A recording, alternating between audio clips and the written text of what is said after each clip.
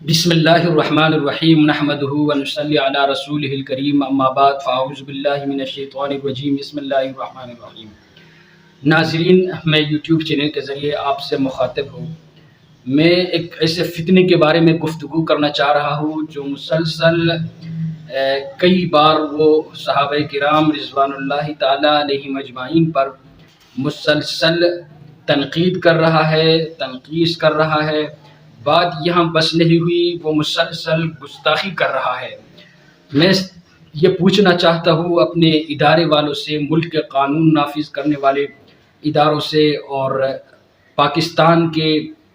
عدلیہ سے اور پاکستان کے حکمرانوں سے، کیا یہ شخص جو مسلسل صحابہ کرام رضوان اللہ تعالیٰ علیہم اجمعین پر تنقید کر رہا ہے اور ان کی مسلسل گستاخی کر رہا ہے،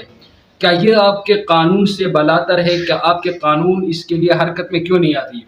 کیا مرزا جہلمی جو ایک فتنہ ہے، ہمارے اکابر بہت سارے ایسے ہیں کہ وہ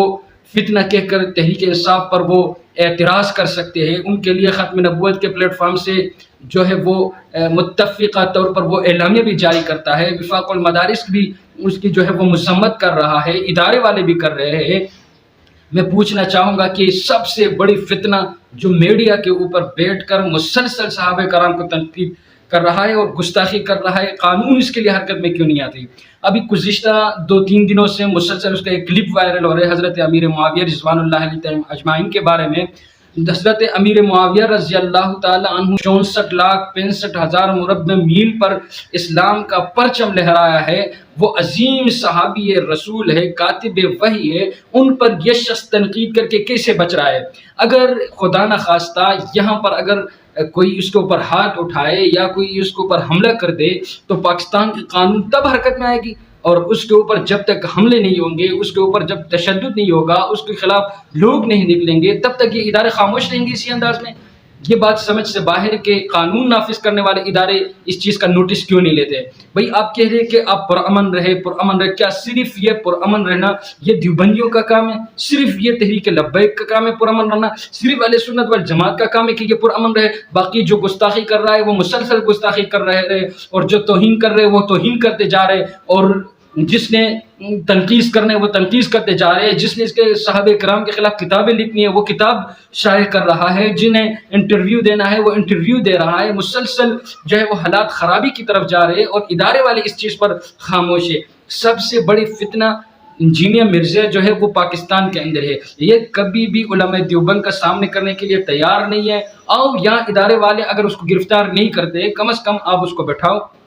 سپریم کورٹ میں لے آؤ، ہائی کورٹ میں لے آؤ، دیوبند کی طرف سے بھی نمائندہ بلا لو، مسلک اہل حدیث کی طرف سے بھی بلا لو، بریلوی مسلک کی طرف سے بھی آپ نمائندہ بلا لو، متفقہ طور پر ان کا بحث کرا دو اور نتیجہ آپ دے دو، ثالث آپ بنو، تو ان کے لیے تو لا کے بٹھاؤ اس کو۔ یہ اتنے بے شرم آدمی ہے جو علماء دیوبند کو سامنے کے لیے تیار نہیں ہے، جس کی جو ضلالت پوری دنیا نے دیکھ لی۔ مفتی طارق مسعود صاحب دامت برکاتہم عالیہ کے ہاتھوں میں، مفتی طارق مسعود صاحب دامت برکاتہم عالیہ